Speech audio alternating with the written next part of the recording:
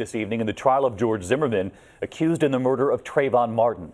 It involves the recording of a 911 call on which screams for help can be heard. But whose screams are they? Tonight, the judge ruling that the jury will have to decide that for themselves. Here's ABC's Gio Benitez.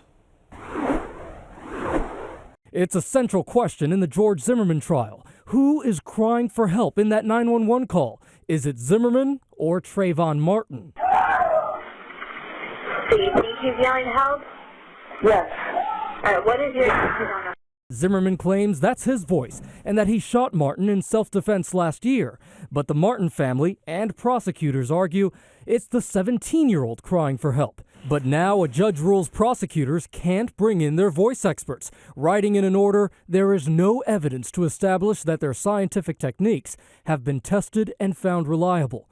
The two sides have battled it out, prosecutors trying to convince the judge to allow their voice experts, the defense trying to dismiss them. It is not unusual for scientists to have very different views. I don't follow the difference. The 911 recording is probably the best evidence of what happened other than George Zimmerman himself.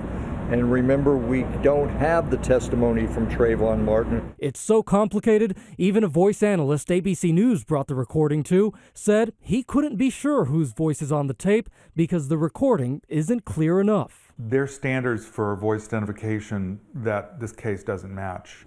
And opening statements are scheduled to begin Monday morning, but now we know jurors will have to decide whose voice is on that tape.